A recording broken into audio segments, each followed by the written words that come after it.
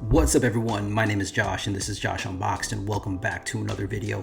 And today I want to tackle on the topic of my thoughts and opinion on where I see the hobby going forward in the future. Now, a subscriber of mine, Clayton Terry, actually threw a comment in there and said that, or suggested this topic for a future video, and I think it's a fantastic idea. And I think it's one that I would love to tackle on. And I think what I'm going to do with this is actually break this up into multiple parts because there's just so many points to hit.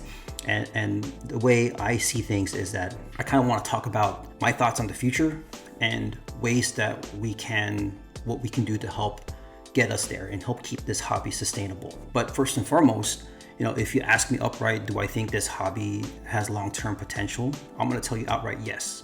As long as there's sports being played, as long as these card companies are producing cards, as long as there's a demand in this thing, I do see this hobby continuing on. If you think about it, sports cards have been here for more than 100 years. So if we're able to last more than 100 years, we can definitely last another 30. But, I digress. Today's topic in terms of the future of the hobby is something that I want to tackle that not a lot of people really talk about, right? And that is preservation and vintage. Okay, this is something that I feel rarely gets discussed on any of these content creators channels. We hear a lot about modern day cards, and modern day I'm meaning like even 90s I consider modern day cards, and then we're talking about ultra modern cards that came out within the last few years. Everybody's talking about this. I don't hear much talk about, aside from the 1986 Fleer set, I don't hear much talk about the 1970 top set. I don't hear much talk about the 1969 top set in basketball. I don't hear talk about 1981 tops, 1980 tops. I don't hear much talk about these cards. And when you dabble in baseball, I don't hear people talking about 1955 tops baseball or 1956, 1952, any of these types of cards. I don't really hear much talk about it. I totally feel that in order for this hobby to continue to flourish, then I think the vintage space is one of untapped potential. To give you an idea of why I think this, there's an article that came out a couple of days ago. I don't know if you guys have read it or not, but there was a doctor who passed away due to complications of COVID. His name is Dr. Thomas Newman, and what he left behind is a sports card collection that is worth estimated $20 million. He has, rare specimens of high-grade cards such as PSA 8s, 1933, Gaudy Babe Ruths, two of them, one green and one yellow, PSA 8 1952 Mickey Mantle, PSA 8 1951 Bowman Mantle, George Mikan Bowman 48 rookie, and PSA 9. Many prime examples of great cards. And the reason why I kind of want to talk about vintage in particular is because there's a quote actually that I want to talk about, and it's a saying that I've heard plenty of times. Many people have used this saying in different terminology or with different words, but I think the person that stands out the most is Maya Angelou, and how she said something along the lines of, you have to know where you've been in order to know where you're going. And I think that quote really relates to this topic of this video in terms of understanding the vintage space in order for us to see where this hobby will go 30 years from now, 20 years from now, what have you, in the future. Now back to the doctor on hand. He has these cards that are vintage cards that have appreciated over time. High grade, low pop cards, right? And prime examples of these vintage cards. And for a lot of us, especially some of us small-time collectors, these are cards that we can only hope to have in our collections one day. But because of the high grade and the low pop nature of these cards, it's something that we may never be able to touch. But we can use those examples to kind of see where there may be opportunity. And the vintage space is where I feel like there's a lot of opportunity. What I hear a lot from a lot of content creators is that the market has matured. I hear that term tossed a lot.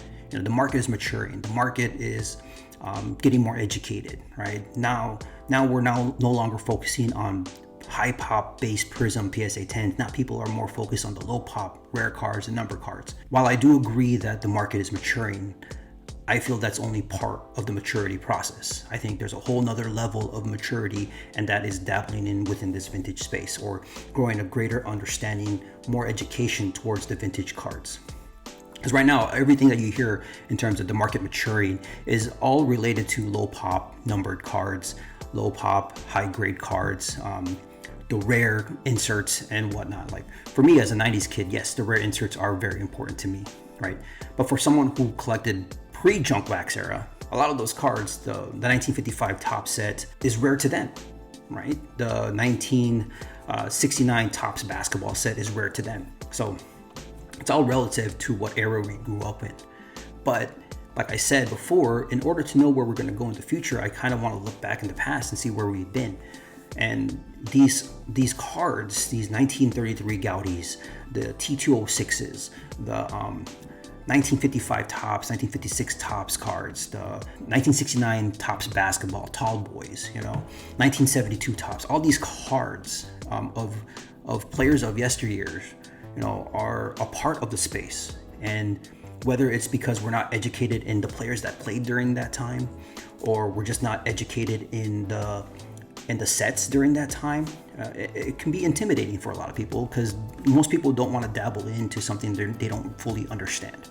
But that's where other collectors come in to educate people about these things, why these things are important, why the history of the sport is important in order for these cards to continue to grow in value. Growing up in the 90s, watching a lot of 90s basketball, I grew up watching guys like Penny Hardaway, Michael Jordan, Chris Webber, Shaq, all those guys. That's when I was really vested into sports cards.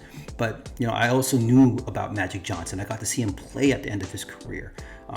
Scottie Pippen, John Stockton, all these great players from the 80s and 90s. But I only learned about guys like George Gervin, Julius Erving, through my dad. My dad actually told me stories of these guys and how good these players were. And I feel like for me as a parent and my son who's getting interested in basketball, I think it's part of it's on me to educate him in these players as well, to keep the stories going, to keep the legacy and the lore going with these players. But luckily for us, we're in a space of social media, YouTube. There's the internet age where a lot of things are at the tip of our fingers. We can find out, we can read articles, we can watch videos, we can watch interviews of these players and who they were in the past, for us to get an idea of how great they were. Remember, everything's all relative to the era that these players played in. But in order to fully appreciate the vintage space, we have to be able to appreciate these players and where they came from and what made them so great. This is an important aspect of the hobby in order for it to continue to flourish. And that preservation of these cards is very important, because as we go along past the years, 30 years, those cards become more and more scarce. As these cards get snatched up and put into people's collections, you'll start to rarely see them. Those high grade specimens of 1951 Bowmans or 1952 Topps cards are going to come few and far in between, especially of the great players. So I feel that when those cards do finally pop up, all eyes are going to be on those, because those are rare specimens. For any collector that's collecting going forward, if we continue to educate and tell these stories of these players, because stories transcend time, right? Stories transcend time, and I feel like this is an important part of us as sports enthusiasts, sports historians, sports card collectors, to be able to talk about this amongst people. And I think part of the thing too is that a lot of people who've entered the hobby, or people who grew up in a different era of the hobby, are so used to high grade cards, right? PSA 10s, PSA 9s. Even some people now are starting to dabble in PSA 8s. And this is why I talk about the topic of, buy the card, not the grade, finding value in low graded cards, finding value in other grading companies. It's because, if you want to get a great card, then look towards those avenues to be able to add great pieces to your collection. Your collection, like I said earlier in one of my previous videos, is your investment. If we want to see long-term growth in our investments, then I feel the vintage space is a great space to dabble in. Sure, the quick flip opportunities in that space come few and far in between. I think the only time we'll ever see a great flip opportunity is if there's another run up in vintage like we saw back earlier this year in January, February. But other than that, these cards are more of a long-term hold, long-term growth. And I see that's where we're heading with the vintage space. Now, sure, with the more modern cards, you have a better opportunity for flipping. And it's all relative to the era, like I said, of what people grew up in. So, like for myself, growing up in the 90s, watching guys like Kobe and Iverson as well, those are guys that I'm looking back at, right? For a lot of the new people, younger than me, who came in the 2000s, are looking at guys like LeBron, D-Wade, Bosh. So let's say for those people who exited the hobby and are now entering back in again, they're going to be looking at those types of players. You know, it's all about the stories that we're saying, that we're telling to each other, educating, constant education about the history of the hobby, the history of the sports, whatever sports you loved watching. And I really do think that if we want to see this hobby flourish for the next 30 years, 50 years, for the next 100 years, we need to be able to preserve these pieces of history. And I really do think that, you know, by preserving these fine pieces, regardless of the grade, PSA 1, PSA 2, PS3, PSA 4, you know, there's value to be had in these cards. Like, you know, a 1955 Roberto Clemente PSA 1 rookie card is a fantastic card to own, regardless if it's a PSA 1. A 1955 Sandy Koufax PSA 5 is a great specimen to hold, especially for the long term. You know, I think cards like that are often missed because everyone keeps talking about ultra modern. Everyone keeps talking about the modern cards, low pop, you know, rare. Where in the vintage space, those cards are rare enough as it is, regardless of the grade, because some of these cards were thrown out. Some of these cards had very, very low print runs, because we haven't hit junk wax era quite yet. So I think there's a lot of potential in those types of cards. But like I said, for long-term growth, long-term investment, you know, you can dabble in so many places. And as the market continues to mature, I can only hope that more and more people get educated into this vintage space to be able to fully understand the true history of what this hobby is. And sure, a lot of people are in it to, you know, flip, make money, do big deals, content create, you know, so on and so forth. But there's more education to be had. You know, it just doesn't stop with low pop rare cards, especially with the ultra modern. There's more to it. Even with mid 90s insert cards that are very hard to pull, you don't really hear much about that, right? You still hear people pull up their market movers, card ladder, and show, you know, cards that have low pop and their prices and their charts and all that stuff.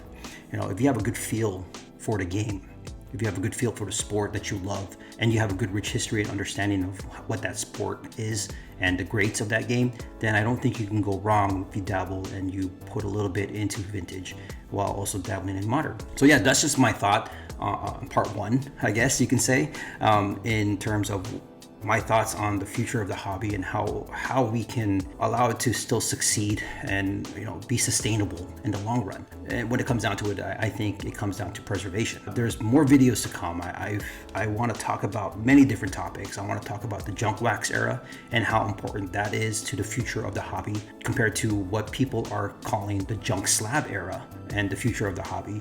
And as well as the retail fiasco with Target no longer selling sports cards. I don't know if Walmart stopped or not, but that's another topic for another video. And all of this ties into where I see the future of the hobby going and ways that what we can do as collectors to kind of help let it flourish and continue to be successful. And to leave on this note, I kind of want to talk about, or briefly talk about, you know, I think months ago there was a video that was made by Vegas Dave in terms of him saying that the sports card market will crash. And there was one line in which he says in that video that, you know, that caught my attention is him saying, I'm trying to save this hobby, you know, but he says that, but doesn't really go into details of how he's trying to save the hobby. All he's doing is talking about how he's right and Gary Vee is wrong and all that stuff. Not to say that one is right and one is wrong, right? I do think that, you know, we will go through ups and downs. We'll experience run-ups, we'll experience downturns, and it's just persevering. Over the long run, the sports card market will slowly rise, and I feel that as long as there's continued demand, and the demand part of it is us continuing to educate everyone out there in the space to become more savvy collectors, better collectors, build their PCs to how they want to build it, collect what you like. I think when you start focusing more on that, I think the health of the hobby is great overall. So yeah, this is just my thoughts, my opinions. Whether you agree or disagree, sound off below. If you enjoyed this content, go ahead, hit the thumbs up button. If you haven't yet, please consider subscribing. And with that being said, my name is Josh, and I'll see you guys in the next video. Later.